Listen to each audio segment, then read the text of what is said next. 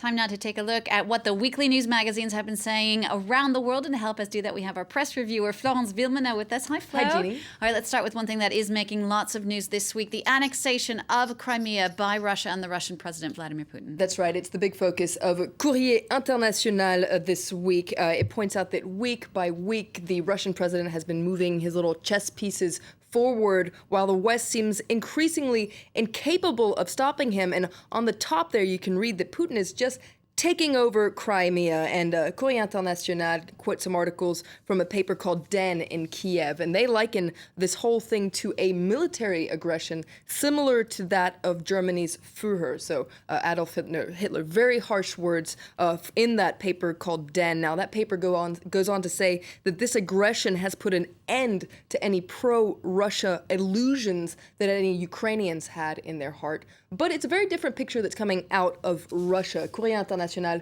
quotes a Russian paper called Nezavisimaya, which talks about the fact that these Western sanctions actually aren't going to scare the Russian president at all. And why is that? Well, according to this paper, neither he nor his electorate really care about improving their relations with the West. I see there also the Chinese president on the cover of Courrier International. That's right. Xi Jinping, the man who is taming China, says Courrier International. Now, the Chinese president is going on a official visit to Europe, a charm offensive that will bring him to France Wednesday. Now, what kind of a politician is he? That's what Courrier International wonders. Well, he's neither from the right, neither from the left. He's going for more of a center path, according to Courrier International, a third path aimed at wooing the middle class. Now, according to the magazine, they really focus on an anti-corruption campaign that he's put in place that could really soon target the upper crust of the Communist Party. All right, speaking of tours in Africa, the Moroccan king Mohammed VI has been on a 3-week tour of the continent, and this is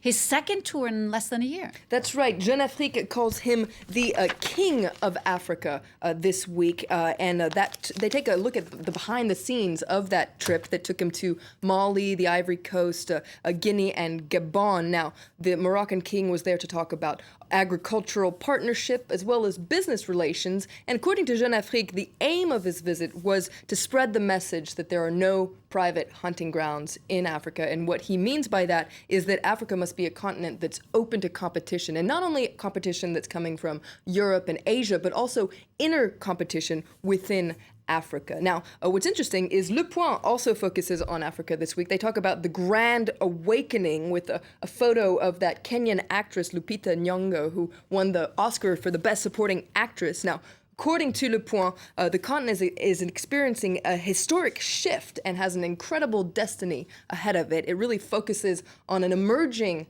middle class, a new elite that's pulling the strings of the economy. According to Le Point, Africa is taking off in a way and leaving Europe in its dust. Well, here in France, there's a lot of focus on this weekend's municipal elections.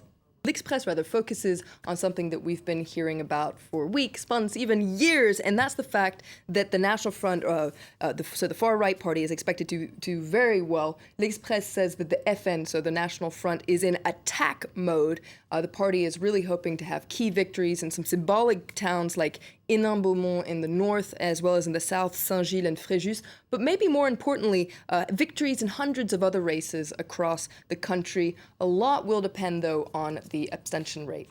Now, talking about the National Front, some analysts say that it could actually benefit from the poor state of the French economy as well as divisions within the different political parties. That's right. That's what Atlantico focuses on this week. Now, this is a magazine version of a popular website here in France. Now, they say that France has a lot to be depressed about, if you believe them. Now, according to this magazine, it says that France's electrocardiogram is flat, and it promises a summary of France's economic and political meltdown. So pretty depressing stuff in Atlantico.